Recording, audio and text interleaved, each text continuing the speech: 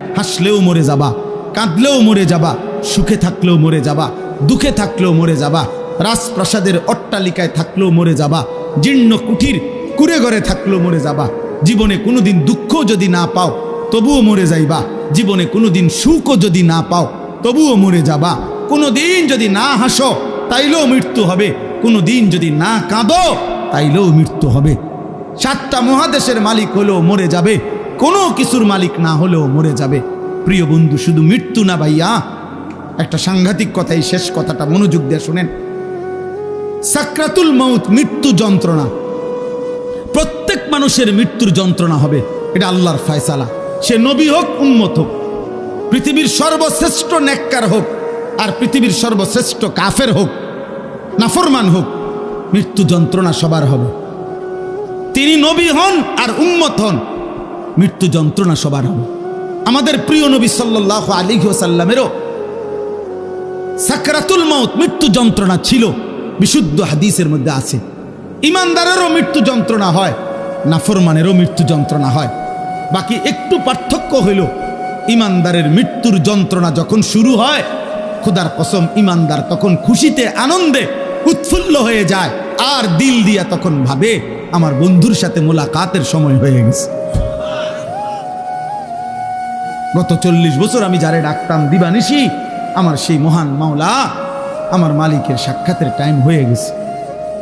এজন্য মুমিনের মৃত্যু যন্ত্রণা তার কাছে আনন্দকর, আনন্দকর, মজাদার, তৃপ্তিদায়ক, কারণ সে বুঝে এবার আমার মাহবুব, এবার আমার মাওলা, এবার আমার আল্লাহর সাথে আমার সাক্ষাৎ হবে।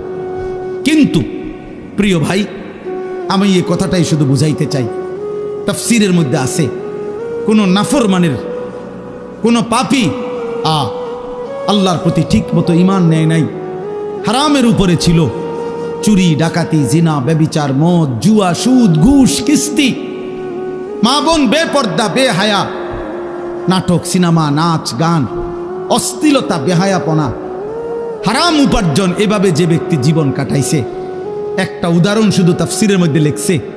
ভাইয়া, এই উদাহরণটা শুধু শোনো, ছেলেরাও, বাবারাও, আমিও।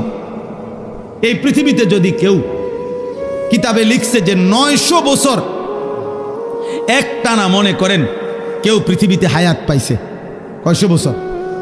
এই 900 বছর সে আল্লাহর নাফরমানি করছে, আল্লাহর অবাধ্যতা করে গেছে। কিন্তু 900 বছরে 1 সেকেন্ড কোনোদিন তার কষ্ট হয় নাই, কোনোদিন সে কোনো দুঃখ, কষ্ট, বেদনা পায় নাই। মনে করেন, ধরে নেন 900 বছরে কোনোদিন কষ্ট কাকে বলে, দুঃখ কাকে বলে, যন্ত্রণা কাকে বলে সে বুঝে নাই, সে বুঝে নাই। খোদার কসম, তাফসীরের মধ্যে লিখছে, এমন ব্যক্তি 900 বছর টানা নাফরমানি করে কিন্তু কোনোদিন যে এক বিন্দু কষ্ট পায় নাই, ওই ব্যক্তিরও 900 বছর পরে যখন মৃত্যুর যন্ত্রণা শুরু হবে, আল্লাহর কসম, কসম খোদার তাফসীরে লিখছে, 1 সেকেন্ডের মৃত্যু যন্ত্রণা শুরু হলেই ওই নাফরমান তার 900 বছরের দুনিয়ার বেঁচে থাকার হায়াত, সুখ আর আনন্দ 1 সেকেন্ডেই ভুলে যাবে। কবরের আযাব পরে, জাহান্নামের আযাব পরে, হাসরের আযাব তো পরে মিয়া। এই মৃত্যু যন্ত্রণার 1 সেকেন্ডেই সে তার সুখের দুনিয়া সব ভুলে যাবে। এজন্য 60 বছরও যদি নারী দেখো, ছবি দেখো, হারামের উপরে থাকো, হারামখোর, মৃত্যুর প্রথম সেকেন্ড তোমার দুনিয়া ভুলাই দিবে। মৃত্যুর প্রথম সেকেন্ড। ইমানদারের মৃত্যু যন্ত্রণাই যেখানে ভয়ানক, নাফরমানের মৃত্যু যন্ত্রণা কেমন? আমার কাছে কিতাব আছে, ওয়াজাআত সাকরাতুল মাউত বিল হক, আরবি কিতাব, এই কিতাবের নামে এটা। ওই কিতাবের মধ্যে লিখছে, নবীজির একজন বিখ্যাত সাহাবী হযরত আমর ইবনুল আস, ওনাকে জিজ্ঞেস করা হয়েছিল মৃত্যুর পূর্বে, ওনার ছেলে আব্দুল্লাহ ইবনে আমর ইবনুল আস, ছেলেটাও সাহাবী ছিল। উনি জিজ্ঞাসা করছে যে, আব্বা, আপনি তো নবীজির একজন বিখ্যাত সাহাবী, এই মৃত্যুর পূর্ব মুহূর্তে মৃত্যুর যন্ত্রণা, সাকরাতুল মাউত আপনার কাছে কেমন লাগতেছে?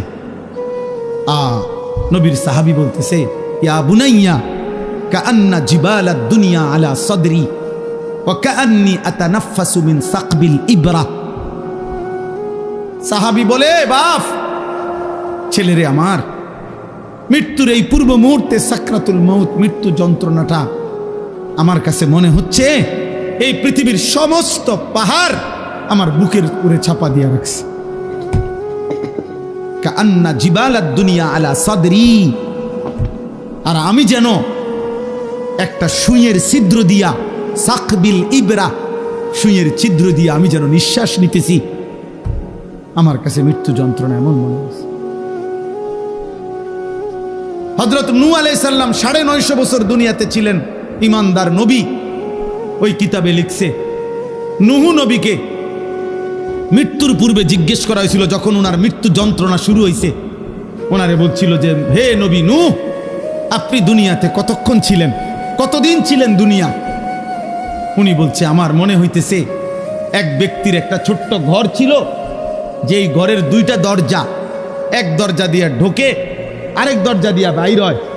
উনি বলেন, আল্লাহর কসম, আমার মনে হয়েছে আমি যেন দুনিয়ার হায়াতে এতটুকু ছিলাম যে এই ব্যক্তির এই ঘরের এই দরজা দিয়ে ঢুকছি আর ওই দিকটা বাইরে, এই কদ্দুর আমার মনে হইতেছে। অথচ কয় বছর? ৯.৫ বছর। উনি বলতেছেন, আমার এখন কখন? সাকরাতুল মউতের সময়।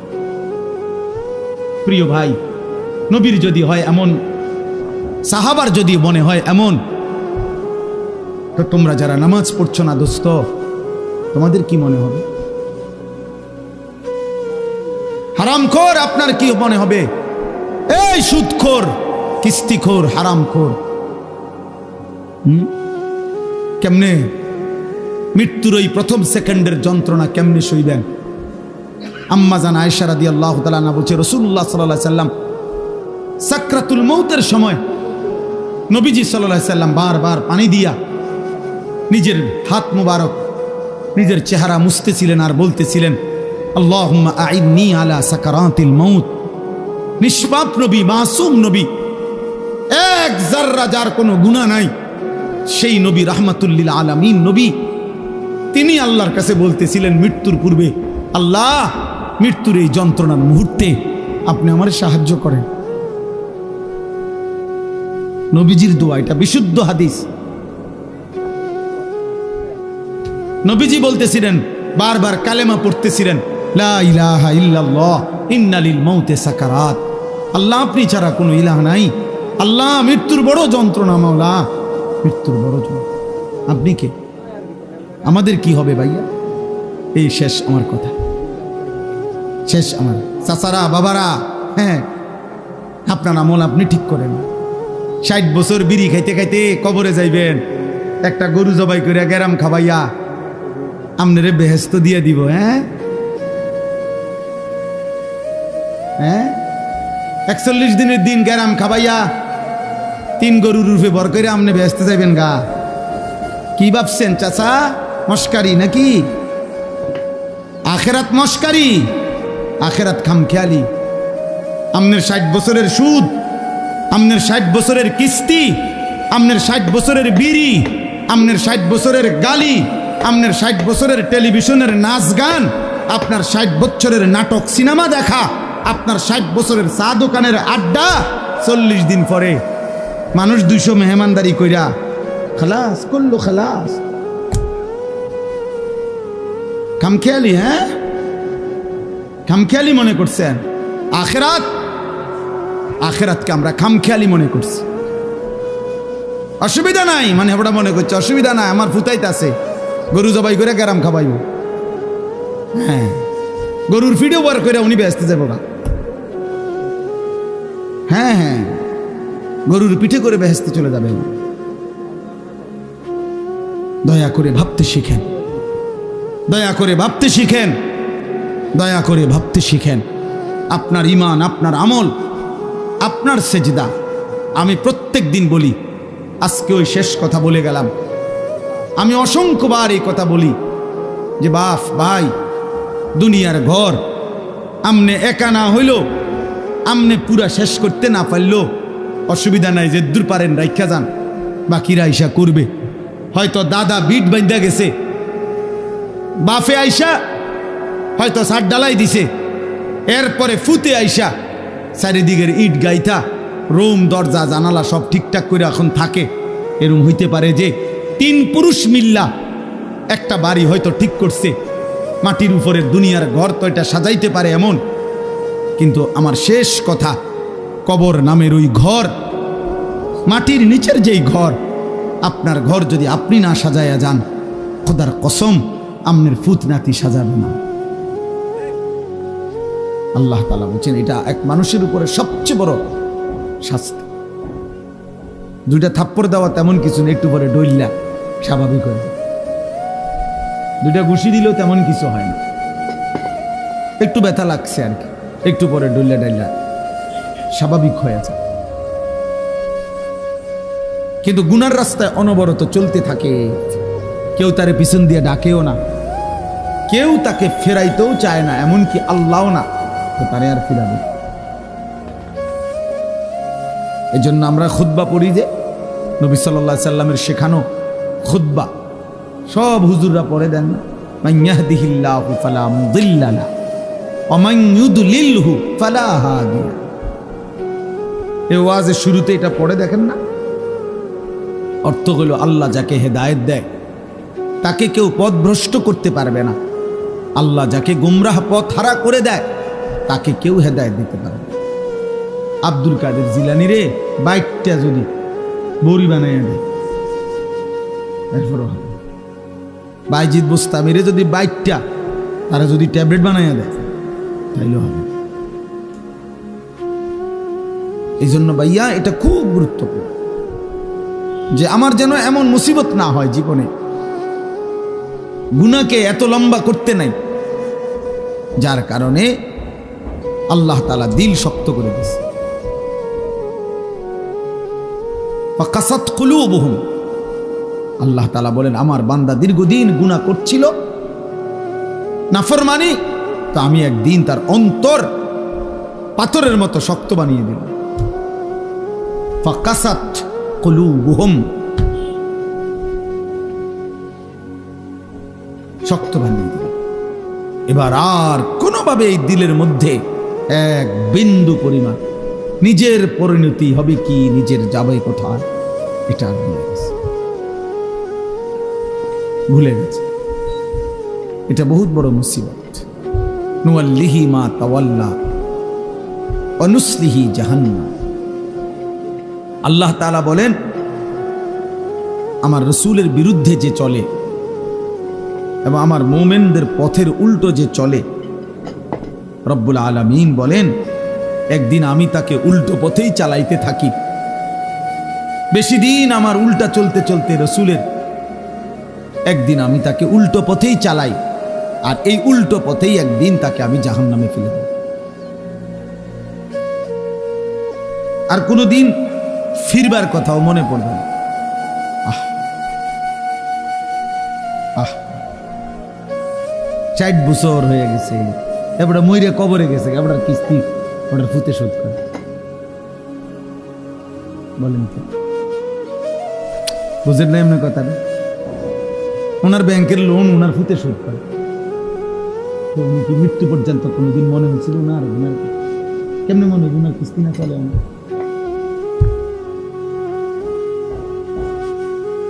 বলে ওনার সুদ, ওনার কিস্তি ওনার ফুতে সুদ। স্বামী মারা গেছে, বউয়ে, আমি জানি এরকম খবর, বউয়ে বাজারে দোকানদারদের কাছে আইটা স্বামীর সুদের টিয়া উঠে, বউ বোরকাঘাত দিয়া পর্দানসীন সুদ কর, পর্দা করে, বোরকাগাও দিয়ে সুদের টিয়া উঠে। আস্তাগফিরুল্লাহ, আস্তাগফিরুল্লাহ, আস্তাগফিরুল্লাহ। পর্দার কোনো দোষ নাই, বোরখারও কোনো দোষ নাই, দোষ হলো তোমার আখলাকের, দোষ তোমার আখলাক। আমি একদিন একবার বলছে যে দাড়ি রেখে মিশা কথা কয়, আমি না দাড়ি রেখে তো মিশা কথা বলা যায়, অসুবিধা কি? দাড়ি রেখে মিশা কথা বলা যায় না? কথা বলেন না কেন? মিথ্যা বলা কবিরা গুনাহ নেই, তো এই শেভ করলে যায় তো তো আর কি। মিথ্যা কথা তো আলাদা জিনিস, এটা লাগে দাড়ির লোক আমি এটা লাগাইছেন কিন্তু। মিথ্যা কথা বলা এটা সে বলা হোক আর দাড়িওয়ালা হোক সবার জন্যই তো হারাম। তো এটা আমরা দাড়ির লোকে লাগাইছেন কিন্তু। হ্যাঁ, রোজা রেখে মিশা কথা কর, তো রোজা রেখে মিশা কথা বলে অসুবিধা কি? মিশা কথা কি রোজা ছাড়া যায় যাচ্ছে নাকি? কথা বোঝেন নাই? এটা রোজার লাগাম না, মিশা কথা লাগাইছেন কিন্তু। রোজার সাথে তো এটার সম্পর্ক না, আখলাকের সাথে সম্পর্ক। এই জন্য আপনি যদি বলেন যে বোরকা পরে মিশা কথা কও, না না, বোরকা পরে মিশা কথা বলে সমস্যা কি? মিথ্যা বলা হারাম, সবার জন্যই হারাম, সব অবস্থায় হারাম। এই জন্য এটা জরুরি বিষয়, এটা বহুত ভয়ানক বিষয়। আমি এটাই দেখাইতে চাইছিলাম। এই দেখেন, ওয়ালা ইয়াকুনু কাল্লাযীনা উতুল কিতাবা মিন ক্বাবলু ফাতালা আলাইহিমুল আমাদু ফাকাসাত কুলুবুহুম ওয়া কাসীরুম মিনহুম ফাসিকুন।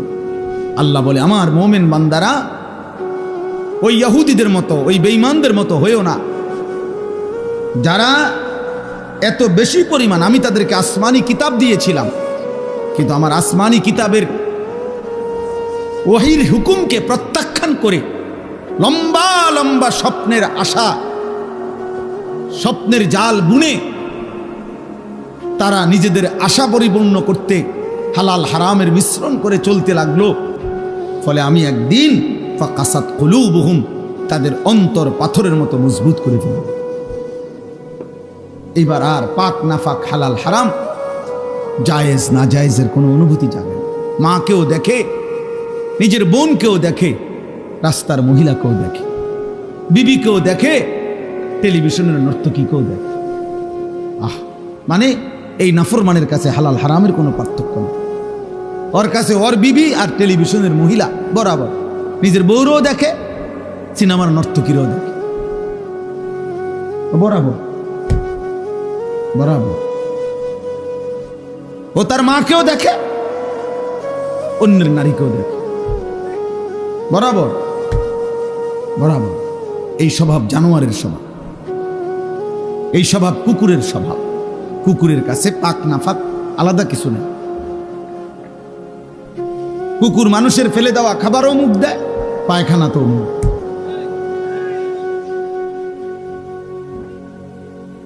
এই জন্য পাপীর স্বভাব মূলত কুকুরের স্বভাব। কুকুর উচ্ছিষ্ট ফেলে দেওয়া জিনিসে মুখ দেয়।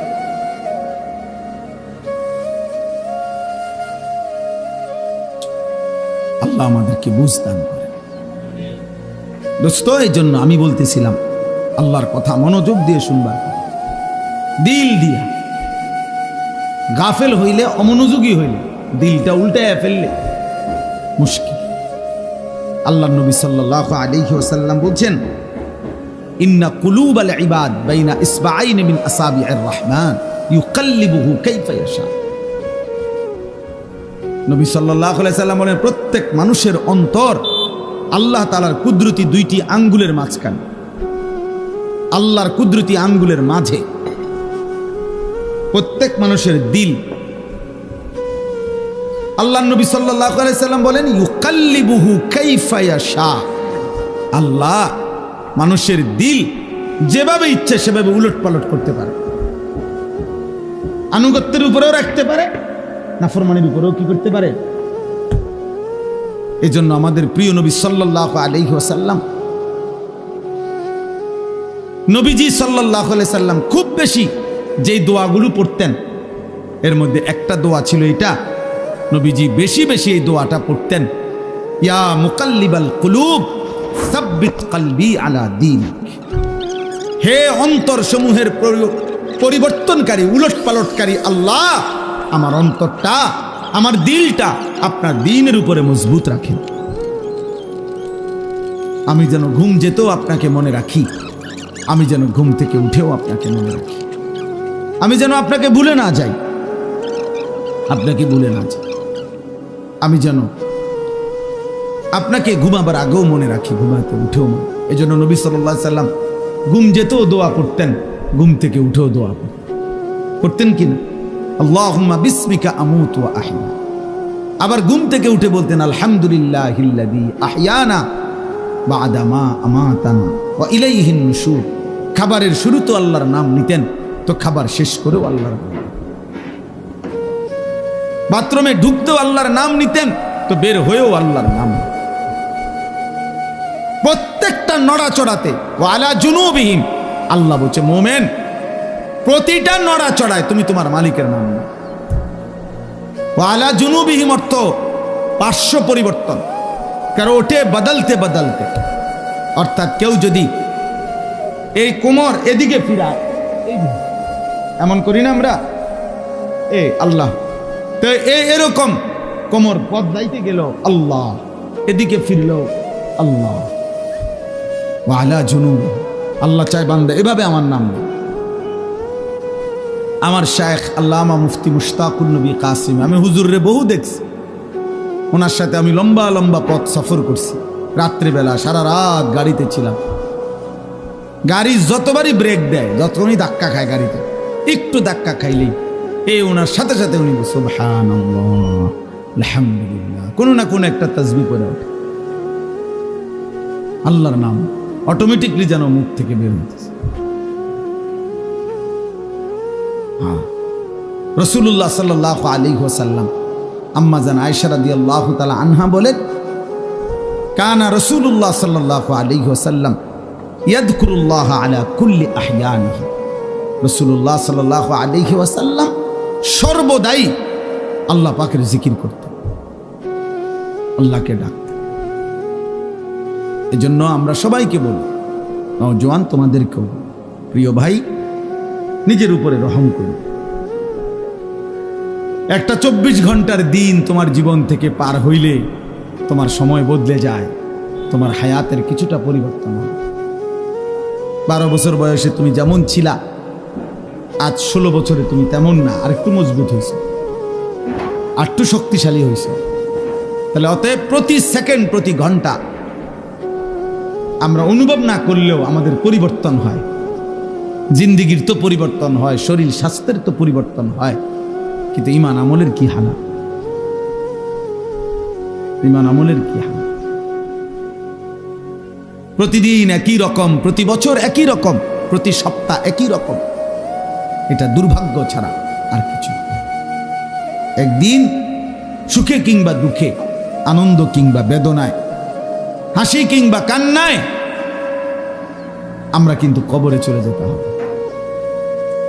এই আজকে শুধু আমি এটাই বলতে চাই, আমি যে 4টা আয়াত পড়ছি, কোরআনুল কারীমের 26 নম্বর পারা, 50 নম্বর সূরা, সূরায়ে কাফ, এই সূরার 4টা আয়াত 16, 17, 18, 19, এই 4টি আয়াত মূল বক্তব্য হলো আল্লাহ তাআলা বলতেছেন 2টা কথা। একটা হলো বান্দা 5টি জিনিসের তত্ত্বাবধানে তুমি আমার আসো, প্রতিটা বান্দা তোমরা আমার 5টি জিনিসের তত্ত্বাবধানে আছো, নিয়ন্ত্রণে। এটা একটা কথা আল্লাহ বলছেন এখানে। আরেকটা বলছেন এই তত্ত্বাবধান, এই নেগ্রান, এই পর্যবেক্ষণ, এই অবস্থার উপরেই একদিন সত্য সত্য তোমাদের মৃত্যুর যন্ত্রণা শুরু হবে, আর তোমাদের মৃত্যু হবে, তোমরা কবরে চলে যাবে। এই কথাটা আল্লাহ বলছে। 1 নম্বরে আল্লাহ বলছেন ওয়ালাকাদ খালাকনাল ইনসান। প্রথম কথা বান্দা মনে রেখো, সমস্ত মানুষ আমি আল্লাহই সৃষ্টি করেছি।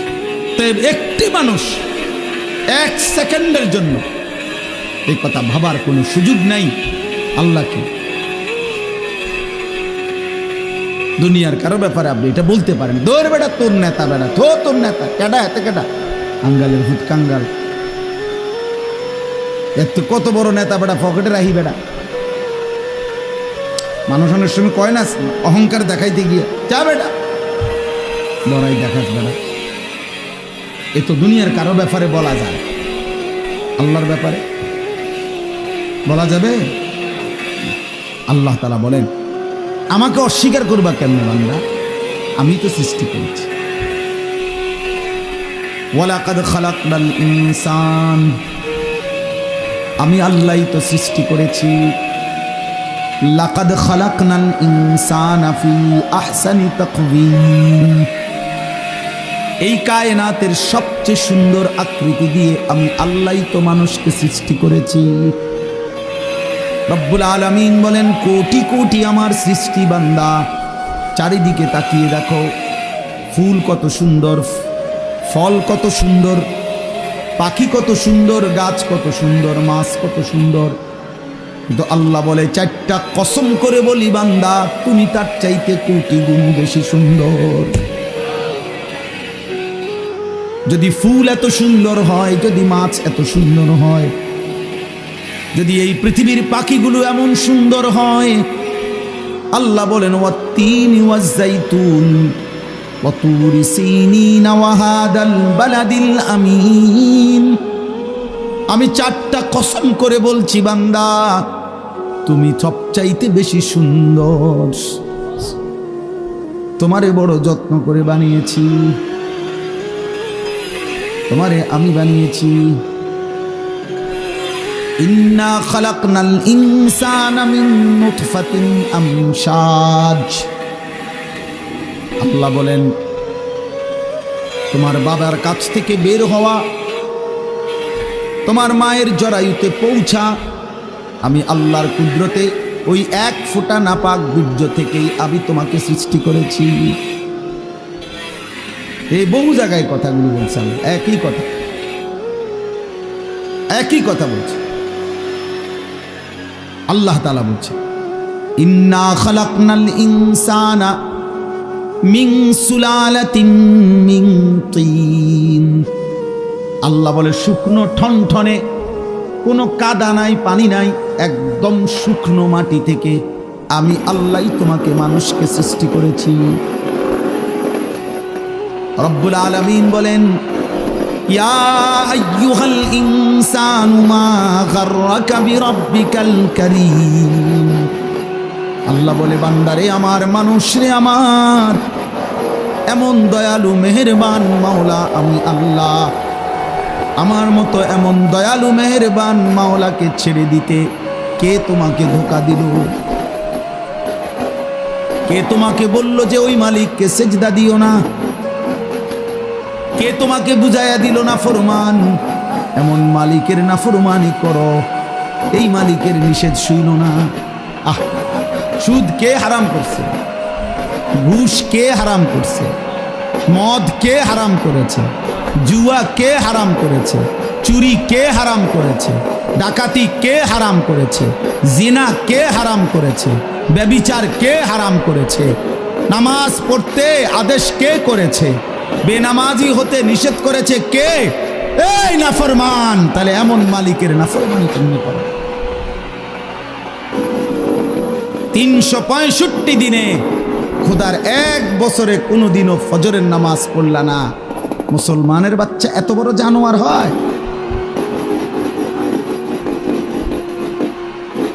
হ্যাঁ, মুসলমানের ঘরে এত বড় হাইওয়ান থাকে? তুমি মুসলমান, তুমি মুসলমান। 30 বছর মুসলমান সুদ খায়। মুসলমান প্রতিদিন ওজনে কম দেয়। মুসলমান সারা রাত নর্তকী দেখে, উলঙ্গ ছবি দেখে। মুসলমানের যুবক প্রতিদিন জিনার ব্যভিচার তালাশ করে। এই মুসলমান।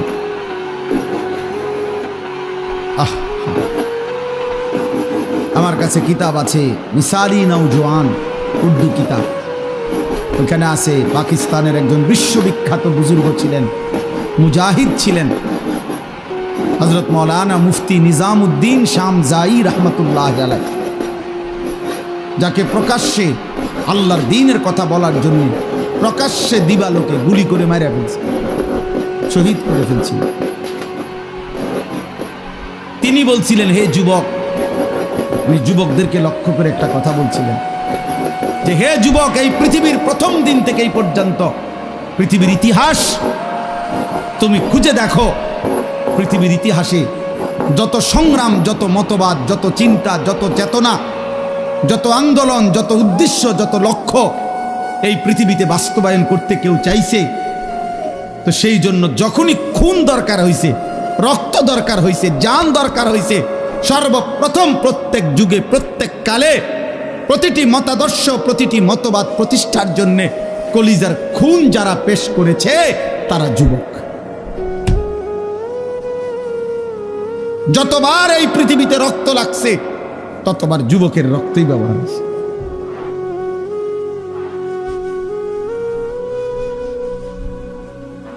নওজোয়ানের রক্তই খুনই ব্যবহার।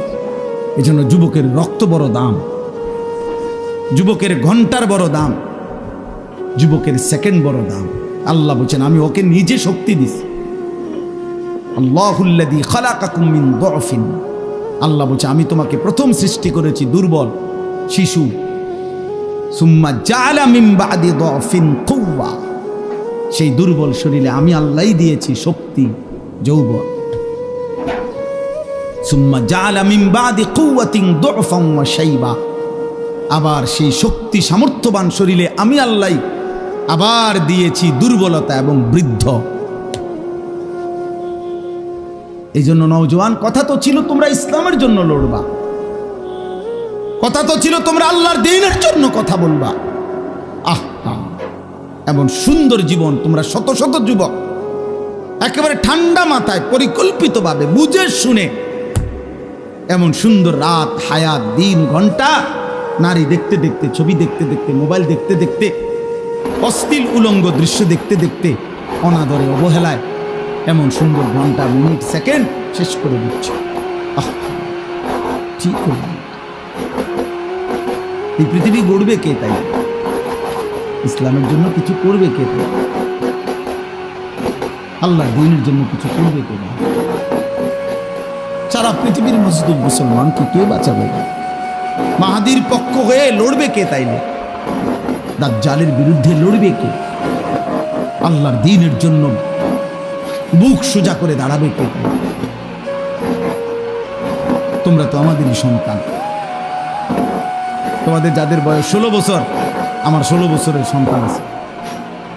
আমার প্রথম সন্তানের বয়স 16 বছর। অতএব তুমি আমার সন্তান। ভেবে দেখো, রাসূলুল্লাহ সাল্লাল্লাহু আলাইহি ওয়াসাল্লামের দুইজন বিখ্যাত সাহাবী, কিশোর সাহাবী,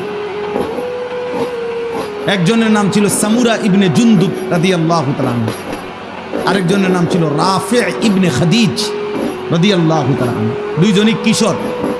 কিশোর বলা হয় করিবুল বুলুগ, কিশোর বলা হয় এই 13, 14, 14.5, 15-র আগে, মানে যার বীর্যপাত শুরু হয় তাকে বলে যুবক। এর আগের টাইমটারে, এর আগের 1-1.5 বছর, 2 বছরের কয় কিশোর। যার উপরে গোসল ফরজ হয় তার আগের সময়টাকে বলে কিশোর। ওনারা দুইজন ছিলেন কিশোর সাহাবী। বদরের যুদ্ধের দিন দুইজনেই ওনারা যুদ্ধের ময়দানে, তো রাফে ইবনে, দুইজনেই আসছে লাইনে, কিন্তু রাফে ইবনে খাদিজ উনি একটু চালাকি কইরা লাইনে যখন দাঁড়াইছে, তো বৃদ্ধাঙ্গুলির মধ্যে, সরাসরি হাদিসে আছে, বৃদ্ধাঙ্গুলির মধ্যে উনি একটু ভর দিয়া নিজের লম্বা দেখাইছে, ফলে উনার অনুমতি হয়ে গেছে ওই সাইজ দেখা, হে লম্বা আছে, ঠিক আছে, সমস্যা নাই, এখন লগে মিলে। কিন্তু এই সামুরা ইবনে জুনদুব উনি আর এটা তো বোঝে নাই, উনি এমনি স্বাভাবিক দাঁড়ায় আসছিল, ফলে ওনারে একটু ছোট মনে হয়েছে, তো ওনারে সরাই দিছে মানে লাইন থেকে। উনি যখন বুঝছে ওনারে আর নিবে না, তখন উনি ওনার আব্বা কে বলছে, বাবা আপনি নবীকে বলেন আমারে তো নিবে না কয়। অথচ জানেন আব্বা, ওরে যে নিছে রাফে ইবনে খাদিজকে, ও আমার লগে কুস্তিতে পারবে না, কুস্তি লাগলে আমি ওরে হারাই লেতে পারো, আপনি কম নবী, আমার শক্তি বেশি, আমি সাইজে ছোট। আল্লাহ নবী সাল্লাল্লাহু আলাইহি সাল্লাম শুনে অবাক হয়ে গেছে, বলছে আচ্ছা তো লাগো তো দেখি। তো সত্যি সত্যি সামুরা ইবনে জুনদুব রাফে ইবনে খাদিজকে কুস্তিতে হারাইয়া ফেলছে। আল্লাহ নবী সাল্লাল্লাহু আলাইহি সাল্লাম দুইজন কিশোর সাহাবীর জিহাদের আগ্রহ দেখে দুইজনকেই অনুমতি দিয়েছে। দোস্ত আমার, এটা ইতিহাস, এটা গল্প না। একটা মাহফিলের আয়োজন হয়েছে আর আমরা কিছু কথা বললাম আর আপনারা শুধু 2-4 বার সুবহানাল্লাহ কইয়া চলে গেলেন। না রে বাপ, এতটুকুর জন্য মাহফিল না। একটু বিবেক জাগানো, অনুভূতি জাগানো, আখিরাতের ফিকির জাগানো, পরকালের ভয় তৈরি করা, নিজেদের দায়িত্ব, কর্তব্য, আত্মপরিচয়। যে পরিচয় জানে না ভাইয়া, তার চাইতে বড় বদনসিব, হতভাগা আর কি। কোনো বাসের মধ্যে যদি কোনো প্যাসেঞ্জার উঠে, কন্ডাক্টর যদি বলে ভাড়া দেন, কই নামবেন? এই প্যাসেঞ্জার যদি বলে আমি জানি না আমি কোথায় নামবো, তোমার যেখানে ভাল লাগে তুমি নামাই দিও। আহা, এই কন্ট্রাক্টর ওই হেল্পার রে যে দরজার কাছে দাঁড়াইয়া মানুষ উড়ায়, ওরে কি বলবে যে এই পাগল করতে উড়াইনি, এই মাতাল দিক কই যাবে, এটাও কই তারা বলবে কি না? বলো ভাই, এই বলো না। তাইলে তোমরা যারা এক ওয়াক্ত নামাজ পড়ো না, তোমরা কই যাই বাবা? আমি জানতে চাইলাম তোমাদের, বলো না বাপ। তোমাদের যাদের চুল কাফেরের মতো, বেঈমানের মতো, এই ডান দিকে যাদের চুল বড়, বাম দিকে যাদের চুল বড়, সামনের দিকে যাদের চুল বড়, এই তো কাফেরের চুল। আর ঠিক কোন লাগতো না, এটাই সত্য। এটা ঠিকের কিতাব, এটাই তো সত্য কথা। হ্যাঁ, এটা কারো ঠিকের জন্য অপেক্ষা নাই, এটাই সত্য। আহা, বলো ভাই তুমি কোথায় যাবা এই চুলের ফ্যাশন নিয়া? টার্গেট কি? মানে টার্গেট কি? কোন নারীকে দেখানো? তো আমরা পাঞ্জাবি টুপি পরে আমাদের কি বিবি মিলে নাই? এই পৃথিবীর টুপি দাড়িওয়ালা তাহলে বিয়ে করে নাই? তো তুমি কোন দিকে যাচ্ছ আমার দোস্ত? বলো প্রিয় ভাই, বলো। যাদের শরীর নাফাক, পেশাব পায়খানা করে ঠিক মতো টয়লেট পেপারও ব্যবহার করো না, পাক নাফাকের, বিশেষ করে পেশাব করে যারা পাক নাফাকের ধার ধারো না, এই নাপাক শরীর নিয়ে তুমি কোথায় যাবা ভাইয়া? টার্গেট কি? কোথায় থামবা গিয়ে? আজকের রাত যে তুমি সারা রাত মোবাইলে ছবি দেখা রাত 2টায় ঘুমায় গেলা, ছবি দেখতে দেখতে, উলঙ্গ নাচ দেখতে দেখতে এক সময় ক্লান্তিতে তোমার যে ঘুম চলে আসছে, এই ঘুম যদি আর না ভাঙে?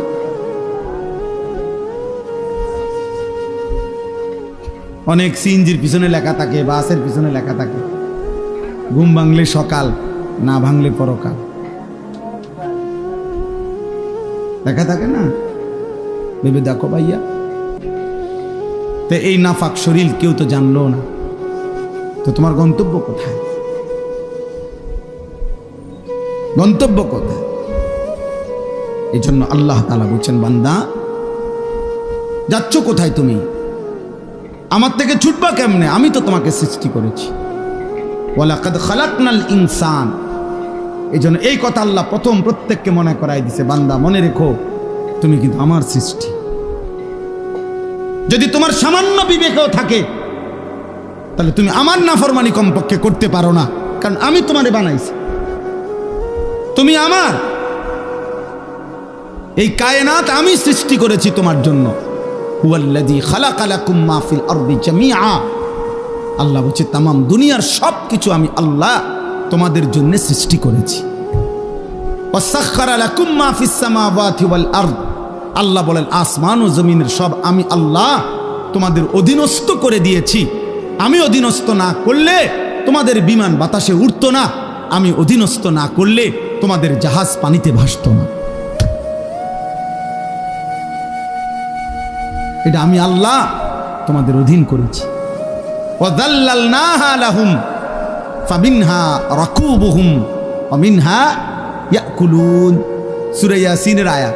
আল্লাহ বলেন চতুষ্পদ প্রাণী, গরু, ওট, মহিষ, গাধা, ঘোড়া, আল্লাহ বলেন এগুলো আমি তোমাদের অধীন করেছি, ফলে কোনোটা তোমরা জবাই করে গোশত খাও আর কোনোটার পিঠে চড়ে তোমরা চলাফেরা করো। আমি অধীন না করলে পারতাম না। একটা ঘোড়া তুমি তোমার মতো দেড় বিড়া বেড়া ঘোড়ারে তুমি সামাল দিতে পারতা না। একটা লাথি দিলে তুমি উড়ে যাবে। কিন্তু আল্লাহ বলেন ওকে আমি তোমার অধীনস্থ করে দিয়েছি বান্দা। তাহলে এই গোটা কায়নাত আমি তোমার জন্য দিলাম, তোমাকে আমি বানাইলাম। মিন আইয়ি শাইইন খালাকাহু ফাকাদ্দারা সুম্মা সাবিলা ইয়াসসারা। আল্লাহ বলে ধীরে ধীরে আমি সৃষ্টি করেছি। একদিন মায়ের পেট থেকে আমি তোমার বের হওয়ার রাস্তা সহজ করে এই পৃথিবীর আলো দেখবার সুযোগ দিয়েছি।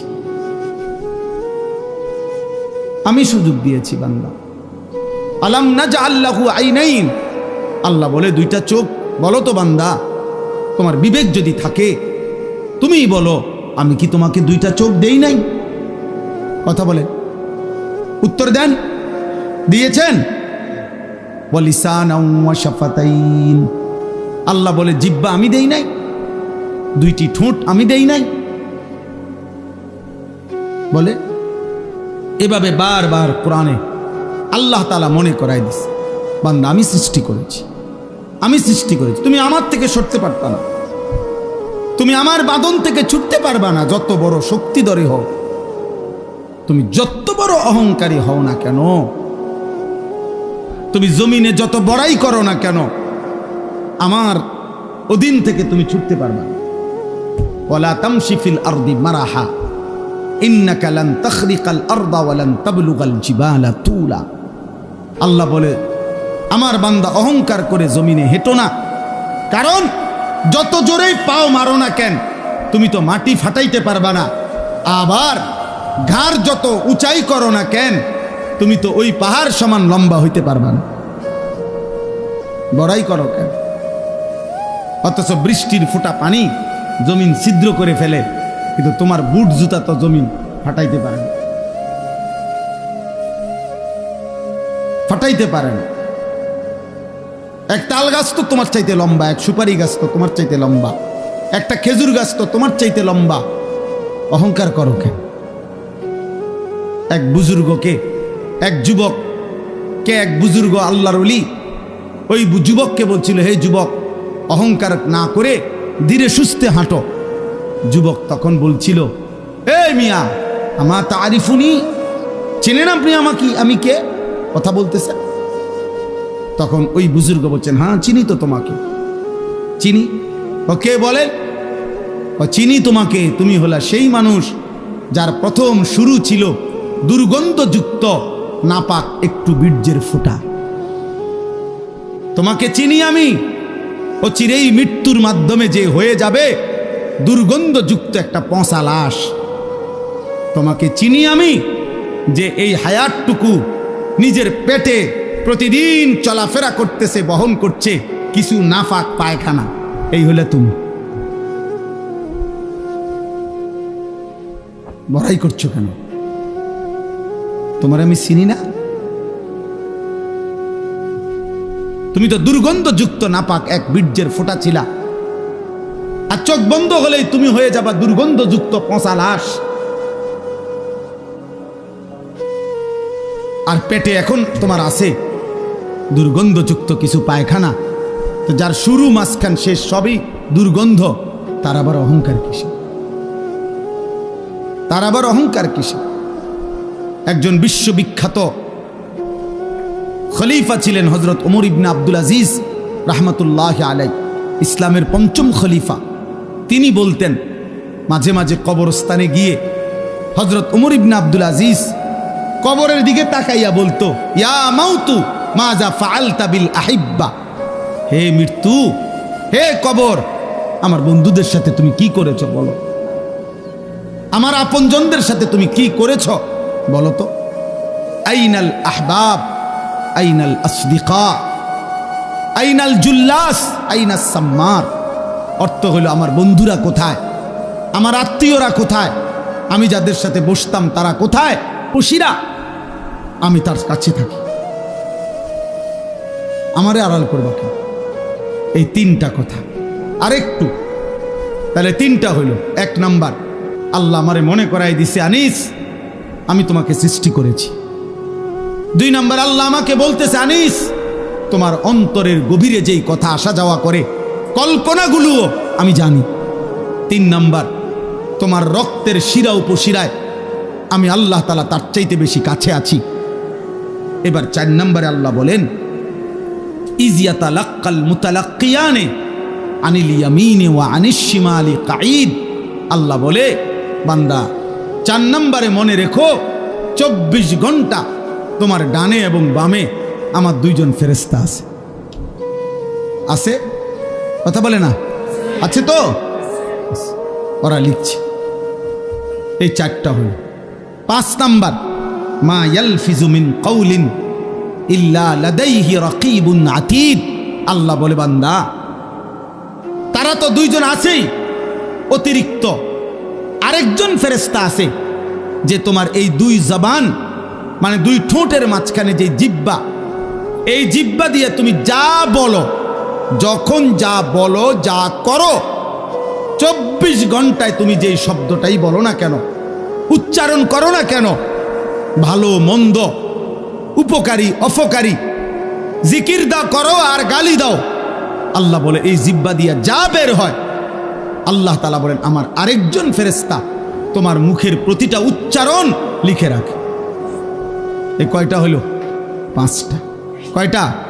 5টা। 1, আমি তোমাকে সৃষ্টি করেছি, আমার থেকে যাইবা কেন? 2, তোমার অন্তরের গভীর বিষয়টা আমি জানি, আমার থেকে লুকাবা কেন? 3, আমি তোমার রক্ত প্রবাহিত শিরা উপশিরা তার চাইতে বেশি নিকটে আছি, তুমি আমাকে লুকাবা কেন? 4, আমার 2 জন ফেরেশতা 24 ঘন্টা তোমার পাশে আছে, তুমি তাদেরে ফাঁকি দিবা কেন?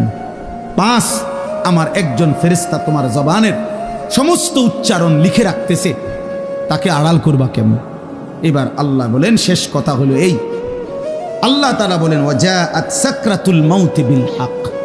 বান্দা এই আমি দেখতেছি, আমি জানি, আমি তোমার কাছে আছি, আমার 2 জন ফেরেশতা, আমার একজন পৃথক জবানের কথা লেখার ফেরেশতা, এই পুরা তত্ত্বাবধানের ভিতরেই আমি আল্লাহ তোমারে জানিয়ে দিলাম, তুমি কাজে লাগাও বা নষ্ট করো হায়াতটাকে, আমল করো কিংবা নাফরমানি করো, আনুগত্য করো আর অবাধ্যতা করো, তুমি মনে রাখো এই অবস্থাতেই একদিন তোমার ওয়াজাআত সাকরাতুল মাউত বিল হক, সত্য সত্য কাজে লাগাও আর বরবাদ করো, একদিন সত্যি সত্যি তোমার মৃত্যু যন্ত্রণা চলে আসবে, মৃত্যুর সময় হয়ে যাবে।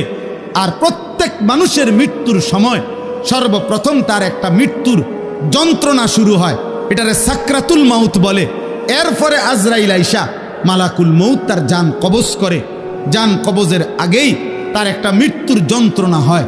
আল্লাহ বলে, যালিকা মা কুনতা মিনহু তাহিদ। এই মৃত্যু যন্ত্রণা থেকেই বান্দা, এই মৃত্যু থেকে তুমি গত 40 বছর, 30 বছর, 60 বছর পলায়ন করতে চেয়েছিলে, কিন্তু সেই মৃত্যু যন্ত্রণা শুরু হবে। মৃত্যুর সময় আসবেই আসবে, হাসলেও মরে যাবা, কাঁদলেও মরে যাবা, সুখে থাকলেও মরে যাবা, দুঃখে থাকলেও মরে যাবা, রাজপ্রাসাদের অট্টালিকায় থাকলেও মরে যাবা, জীর্ণ কুঠির কুড়ে ঘরে থাকলেও মরে যাবা, জীবনে কোনোদিন দুঃখ যদি না পাও তবুও মরে যাইবা, জীবনে কোনোদিন সুখও যদি না পাও তবুও মরে যাবা, কোনোদিন যদি না হাসো তাইলেও মৃত্যু হবে, কোনোদিন যদি না কাঁদো তাইলেও মৃত্যু হবে। 7টা মহাদেশের মালিক হলেও মরে যাবে, কোনো কিছুর মালিক না হলেও মরে যাবে। প্রিয় বন্ধু, শুধু মৃত্যু না ভাইয়া, একটা সাংঘাতিক কথা, এই শেষ কথাটা মনোযোগ দিয়ে শুনেন। সাকরাতুল মাউত মৃত্যু যন্ত্রণা, প্রত্যেক মানুষের মৃত্যুর যন্ত্রণা হবে, এটা আল্লাহর ফয়সালা। সে নবী হোক, উম্মত হোক, পৃথিবীর সর্বশ্রেষ্ঠ নেককার হোক আর পৃথিবীর সর্বশ্রেষ্ঠ কাফের হোক, নাফরমান হোক, মৃত্যু যন্ত্রণা সবার হবে। তিনি নবী হন আর উম্মত হন, মৃত্যু যন্ত্রণা সবার হবে। আমাদের প্রিয় নবী সাল্লাল্লাহু আলাইহি ওয়াসাল্লামেরও সাকরাতুল মাউত মৃত্যু যন্ত্রণা ছিল, বিশুদ্ধ হাদিসের মধ্যে আছে। ইমানদারেরও মৃত্যু যন্ত্রণা হয়, নাফরমানেরও মৃত্যু যন্ত্রণা হয়। বাকি একটু পার্থক্য হইল, ইমানদারের মৃত্যুর যন্ত্রণা যখন শুরু হয় খুদার কসম ইমানদার তখন খুশিতে আনন্দে উৎফুল্ল হয়ে যায়, আর দিল দিয়া তখন ভাবে আমার বন্ধুর সাথে মোলাকাতের সময় হয়ে গেছে। গত 40 বছর আমি যারে ডাকতাম দিবানিশি, আমার সেই মহান মাওলা আমার মালিকের সাক্ষাতের টাইম হয়ে গেছে। এজন্য মুমিনের মৃত্যু যন্ত্রণা তার কাছে আনন্দকর, আনন্দকর, মজাদার, তৃপ্তিদায়ক। কারণ সে বুঝে এবার আমার মাহবুব, এবার আমার মাওলা, এবার আমার আল্লাহর সাথে আমার সাক্ষাৎ হবে। কিন্তু প্রিয় ভাই, আমি এই কথাটাই শুধু বুঝাইতে চাই, তাফসীরের মধ্যে আছে কোন নাফরমানের, কোন পাপী আল্লাহর প্রতি ঠিক মতো ঈমান নেয় নাই, হারামের উপরে ছিল, চুরি ডাকাতি জিনা ব্যভিচার মদ জুয়া সুদ ঘুষ কিস্তি, মা বোন বেপর্দা বেহায়া, নাটক সিনেমা নাচ গান অশ্লীলতা বেহায়াপনা হারাম উপার্জন, এভাবে যে ব্যক্তি জীবন কাটাইছে, একটা উদাহরণ শুধু তাফসীরের মধ্যে লিখছে। ভাইয়া এই উদাহরণটা শুধু শোনো, ছেলেরাও বাবারাও আমিও। এই পৃথিবীতে যদি কেউ, কিতাবে লিখছে যে 900 বছর একটানা মনে করেন কেউ পৃথিবীতে হায়াত পাইছে, কয়শো বছর? এই 900 বছর সে আল্লাহর নাফরমানি করছে, আল্লাহর অবাধ্যতা করে গেছে। কিন্তু 900 বছরে 1 সেকেন্ড কোনোদিন তার কষ্ট হয় নাই, কোনোদিন সে কোনো দুঃখ কষ্ট বেদনা পায় নাই। মনে করেন ধরে নেন 900 বছরে কোনোদিন কষ্ট কাকে বলে, দুঃখ কাকে বলে, যন্ত্রণা কাকে বলে সে বুঝে নাই, সে বুঝে নাই।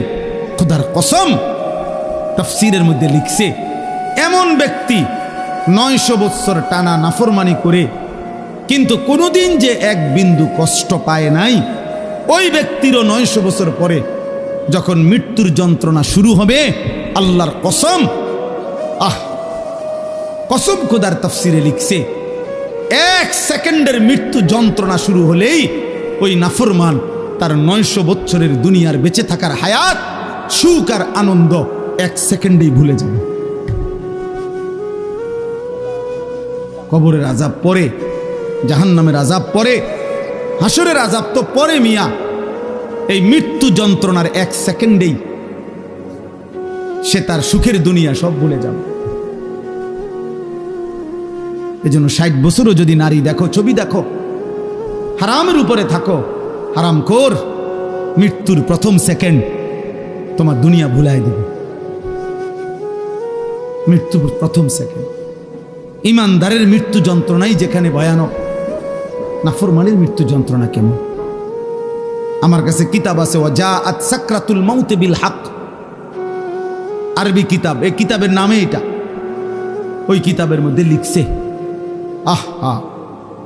নবীজির একজন বিখ্যাত সাহাবী হযরত আমর ইবনুল আস, ওনাকে জিজ্ঞেস করা হয়েছিল মৃত্যুর পূর্বে, ওনার ছেলে আব্দুল্লাহ ইবনে আমর ইবনুল আস, ছেলেটাও সাহাবী ছিল। উনি জিজ্ঞাসা করছে যে আব্বা, আপনি তো নবীজির একজন বিখ্যাত সাহাবী, এই মৃত্যুর পূর্ব মুহূর্তে মৃত্যুর যন্ত্রণা সাকরাতুল মাউত আপনার কাছে কেমন লাগতেছে? নবীর সাহাবী বলতেছে, ইয়া বুনাইয়া কাআন্না জিবালাদ দুনিয়া আলা সাদরি ওয়া কাআন্নি আতানাফাসু মিন সাকবিল ইবরা। সাহাবী বলে, বাপ, ছেলেরে আমার, মৃত্যুর এই পূর্ব মুহূর্তে সাকরাতুল মাউত, মৃত্যু যন্ত্রণাটা আমার কাছে মনে হচ্ছে এই পৃথিবীর সমস্ত পাহাড় আমার বুকের উপরে চাপা দিয়ে রাখছে। কাআন্না জিবালাদ দুনিয়া আলা সাদরি, আর আমি যেন একটা সুইয়ের ছিদ্র দিয়া, সাকবিল ইবরা, সুইয়ের ছিদ্র দিয়া আমি যেন নিঃশ্বাস নিতেছি। আমার কাছে মৃত্যু যন্ত্রণা এমন মনে হচ্ছে। হযরত নূহ আলাইহিস সালাম 950 বছর দুনিয়াতে ছিলেন, ইমানদার নবী। ওই কিতাবে লিখছে, নূহ নবীকে মৃত্যুর পূর্বে জিজ্ঞেস করা হয়েছিল, যখন ওনার মৃত্যু যন্ত্রণা শুরু হয়েছে, ওনারে বলছিল যে, হে নবী নূহ, আপনি দুনিয়াতে কতক্ষণ ছিলেন, কতদিন ছিলেন দুনিয়া? উনি বলছে, আমার মনে হইতেছে এক ব্যক্তির একটা ছোট্ট ঘর ছিল, যেই ঘরের 2টা দরজা, এক দরজা দিয়া ঢোকে, আরেক দরজা দিয়া বাইর হয়।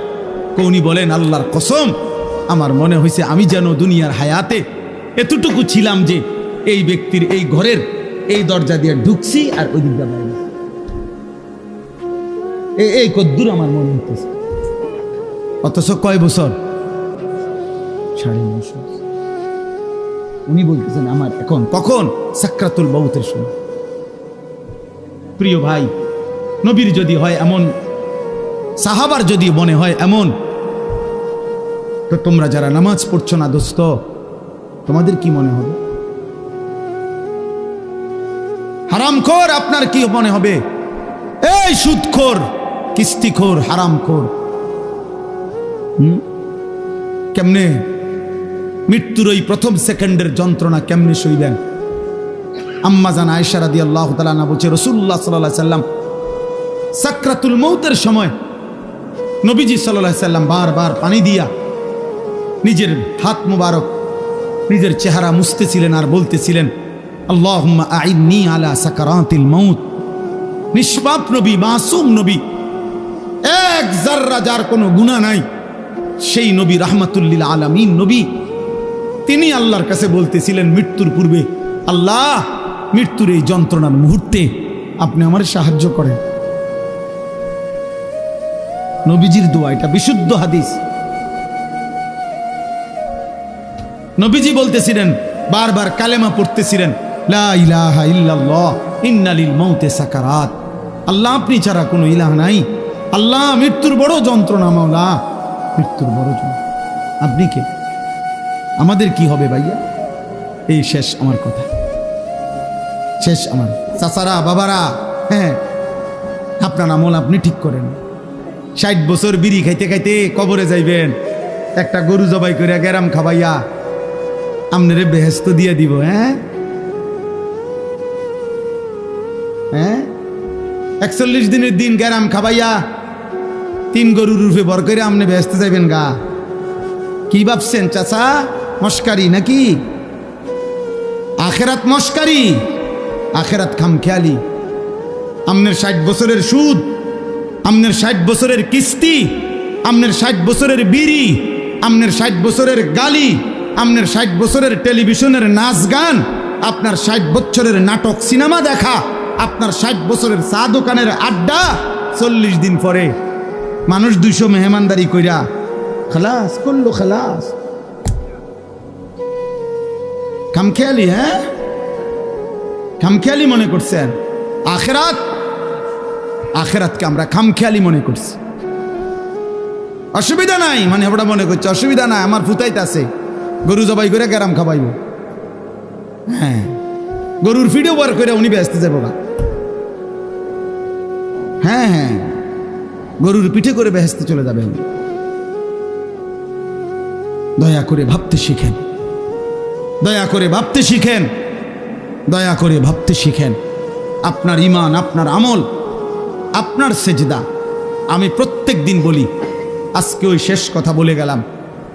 আমি অসংখ্যবার এই কথা বলি যে বাপ ভাই, দুনিয়ার ঘর আমনে একা না হইল, আমনে পুরা শেষ করতে না পারল অসুবিধা নাই, যে দূর পারেন রাইখা যান, বাকিরা আইসা করবে। হয়তো দাদা বিট বান্ধা গেছে, বাফে আইসা হয়তো ছাদ ডালাই দিছে, এরপরে ফুতে আইসা চারিদিকের ইট গাইথা রুম দরজা জানালা সব ঠিকঠাক করে এখন থাকে। এরম হইতে পারে যে 3 পুরুষ মিল্লা একটা বাড়ি হয়তো ঠিক করছে, মাটির উপরের দুনিয়ার ঘর তো এটা সাজাইতে পারে এমন। কিন্তু আমার শেষ কথা, কবর নামের ওই ঘর, মাটির নিচের যেই ঘর, আপনার ঘর যদি আপনি না সাজাইয়া যান, খোদার কসম আমনের ফুত নাতি সাজাবে না। গরুর গুস্ত আর ফার্মের মুরকা দিয়া, পাঙ্গাস মাছ দিয়া আমনের কবর রাজা মাহফিত না কাকা। জি না, কিছু সোয়া বইটারে, কিন্তু ফিডা আশা করা যায় না। মাটিতে তো পড়ব, উনি তো মাটিতে থাকতো তখন। আল্লাহ আমাদেরকে হেফাজত করেন। এজন্য চা দোকানের বিরোধিতা করবেন না, নিজের ঈমান আমল নিয়ে ভাবেন।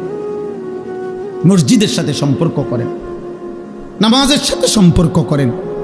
দুনিয়ার প্রয়োজন শেষ করতে পারতেন না, আমনে সত্য মিথ্যা সুদ ঘুষ কিস্তি দিয়েও আপনার সংসারের প্রয়োজন আপনি শেষ করতে পারবেন না। আপনি মরার পরেও সংসারের বহু খরচ বাকি থাইকা যাবে। আমনে মরার 6 মাসের মাথা দেখবেন আমনের ঘরে সোফার কোনা ভাঙ্গা গেছে, জানালার গ্রিল নষ্ট হইয়া গেছে, দরজার সিটকারি খুলিয়া গেছে, বাথরুমের প্লাস্টিকের দরজা ইডি ভাঙ্গা ঠুরঠুর হয়ে গেছে, জুরজুর হইয়া গেছে। এগুলা নাই। অনেক কিছুই আবার করতে হবে সন্তানরা। কাজে দুনিয়া আপনি আপনার বিবি বাচ্চার দুনিয়া শেষ করতে পারতেন না, ওরা আবার করতে হবে। তো কাজে কেন মিথ্যা বললেন, কেন সুদ খাইলেন, কেন কিস্তি নিলেন, কেন হারাম খাইলেন, কেন ওজনে কম দিলেন, বিনিময়ে পরিবারের অভাব তো দূর করতে পারলেন না, ফাঁকি দিয়া নিজের আখিরাতটা নষ্ট করলেন।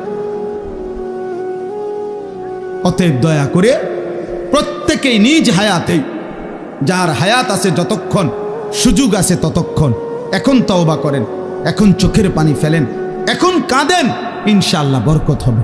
আল্লাহ তাআলা আমাদেরকে তৌফিক দান করেন, আল্লাহ তাআলা আমাদেরকে কবুল করেন।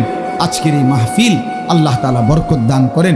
যাদের ভালোবাসায়, যাদের আয়োজনে এই মাহফিল, মসজিদওয়ালা সকলকে আল্লাহ তাআলা মাফ করে দেন। আমার কিশোর ছেলেরা একজনও যদি বুঝে থাকো ভাইয়া, সবাই একসাথে বদলাবে না, আমরা এটা জানি বাপ, কিন্তু আমার অনুরোধ রইল নওজোয়ান তোমাদের কাছে, দয়া করে তোমরা প্রত্যেকেই নামাজ পড়ো, গুনাহ ছাড়ো বাপ, মোবাইলের ছবি, নারীর নেশা কমাও বাপ। যে চাহিদা আল্লাহ দিছে আল্লাহ সেটা পূরণ করে দিবে। পেটের খিদা যিনি দিছেন তিনি খাবারেরও ব্যবস্থা করছেন, পানির তৃষ্ণা যিনি দিছেন তিনি পানিরও ব্যবস্থা রাখছেন। অতএব লজ্জাস্থানের চাহিদা যিনি দিয়েছেন, হালাল স্ত্রী তিনি ব্যবস্থাও করে দিবেন। তুমি সবর করো, কুত্তার মতো, জানোয়ারের মতো পরের নারীর দিকে হা করে তাকায় থাইকো না বাপ। এই জীবন একদিন তোমারে জাহান্নামেই নিয়ে যাবে, একদিন ধিক্কৃত করবে। কোনো নেশাখোর, গাঁজাখোর, কোনো জিনাখোর, কোনো ব্যভিচারী, কোনো লম্পট চরিত্রহীনকে পৃথিবী কোনোদিন 100 কোটি বছর পরেও পৃথিবী তাকে কোনোদিন সম্মানের সাথে স্মরণ করবে না, তাকে লানতেই দিবে, অভিশাপই দিবে। আরো 1000 কোটি বছর পরেও ফেরাউন নিকৃষ্টই থাকবে, আরো 100 কোটি বছর পরেও জুনায়েদ বাগদাদি সম্মানিতই থাকবে। অতএব পৃথিবী তোমারে থুতুই মারবে, বেনামাজিকে, চরিত্রহীনকে। আল্লাহ আমাদেরকে হেফাজত করেন, আল্লাহ সকলকে কবুল আর মনসুর করেন। আলহামদুলিল্লাহ রাব্বিল আলামিন। আল্লাহর কথা বসে শোনা এটা আদব, এটা জরুরি, গুরুত্বপূর্ণ। বসে শুনতে হয়, এতে বরকত হয়, এতে বরকত হয়। নবী সাল্লাল্লাহু আলাইহি ওয়াসাল্লাম যেখানেই কথা বলতেন, সাহাবায়ে কেরাম নবী সাল্লাল্লাহু আলাইহি ওয়াসাল্লামের কথা বসে শুনতেন। হযরত জিবরাইলের মতো ফেরেশতা যখন নবীজির কাছে মানুষের আকৃতিতে আসতেন, তখন নবীজির সামনে মুখোমুখি হয়ে বসতেন। এতটা মুখোমুখি যে নবী সাল্লাল্লাহু আলাইহি ওয়াসাল্লামের হাঁটুর সাথে হাঁটু, বুকের সাথে বুক মুখোমুখি, চোখের সাথে চোখ মুখোমুখি। আসনাদা রুকবাতাইহি ইলা রুকবাতাইহি। রাসূলুল্লাহ সাল্লাল্লাহু আলাইহি ওয়াসাল্লাম একদিন সাহাবাদেরকে সাথে নিয়ে একজন সাহাবীর জানাজা পড়তে গেছে। তো জানাজার সেখানে গিয়ে দেখছেন যে তখনও কবর খোঁড়া শেষ হয় নাই, আর একটু সময় লাগবে, আরো 10-20 মিনিট। তো হাদিসে স্পষ্ট আছে, হযরত বারা ইবনে আযিব রাদিয়াল্লাহু তাআলা আনহু বর্ণনা করেন, নবীজি ওইখানেই বসে গেলেন এবং আমরাও তাঁর চতুর্দিকে বসলাম। ফাজালাসা ওয়া জালাসনা হাওলাহু, তিনিও বসলেন, আমরাও চারদিকে বসলাম। এরপরে নবীজি ওই কবর খোঁড়া পূর্ণ শেষ হওয়া পর্যন্ত আমাদের সামনে মৃত্যু এবং কবরের উপরে লম্বা বয়ান করলেন।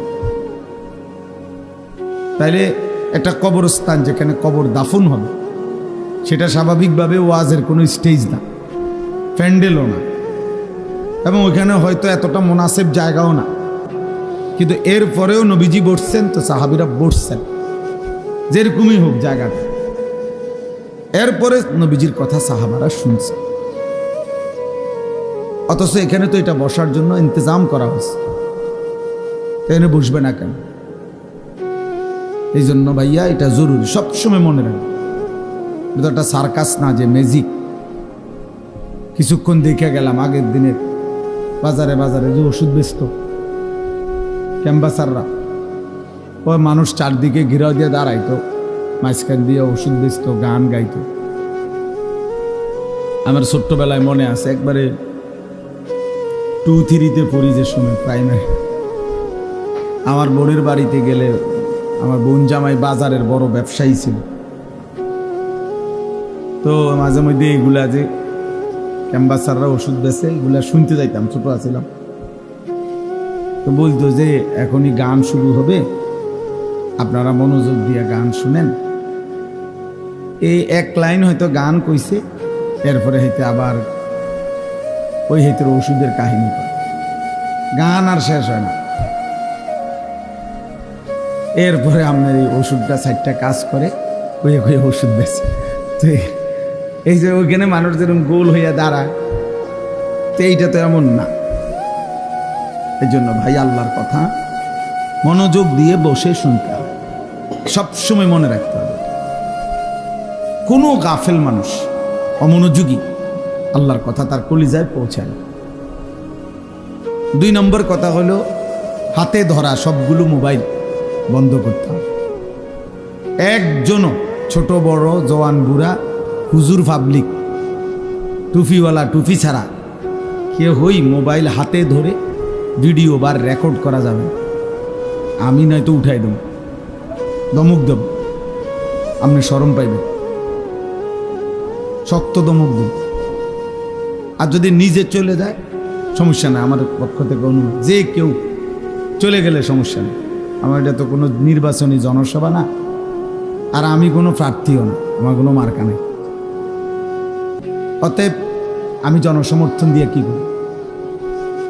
অনেক মানুষ হইলেও সমস্যা নাই, কম হইলেও সমস্যা নেই।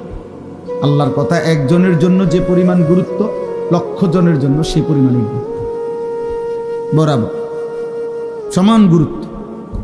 নবী সাল্লাল্লাহু আলাইহি ওয়াসাল্লাম একজনকেও কালেমার দাওয়াত দিয়েছেন, 1000 জনকেও দাওয়াত দিয়েছেন। এজন্য ভাই একটা ছেলে কিছুক্ষণ সময়, আমরা একদম ঘড়ি ধরা, টাইম হিসাব করা। অতএব অল্প একটু সময় মনোযোগ দিয়ে আমাদের চেহারার দিকে তাকিয়ে আল্লাহর কথা শুনলে বরকত। গাফলত যেই বা বোতল উল্টায় রাখে, যেই গ্লাস উল্টায় রাখে, সেটাতে 1 সাগর পানি ঢাললেও সেই গ্লাস কোনোদিন পুরবে না। তাহলে পানির সমস্যা না, মূলত এটা উল্টানো ছিল, এই জন্য সমস্যা। বালতি উল্টায় রাখছে, কলস উল্টায় রাখছে। এই জন্য যে মানুষের দিল গাফেল, তার দিলে তার সামনে 1000 কথাও কোনো কাজ হয় না। নবী সাল্লাল্লাহু আলাইহি ওয়াসাল্লাম বলছেন, কিছু মানুষের দিল কাল কুজে নির্বাদান, উল্টানো কলসির মতো, উল্টানো কলসি। এবং নবী বলছে যে উল্টা পিঠটা, একে তো কলসিটা উল্টানো, আবার এই উল্টা পিঠে কলসের যে পিঠটা, এটা আলকাতরা দিয়ে মাইখা রাখছে। মানে এটা এমন ফিসলা যে এটার মধ্যে 1 ফোঁটা পানি 1 সেকেন্ড থাকবে, এমন একেবারে আলকাতরা দিয়ে মাইখা লাইছে। এটা মানে পানি লাগলেই ছাত করে পড়ে যায়, 1 সেকেন্ড পানি থাকে।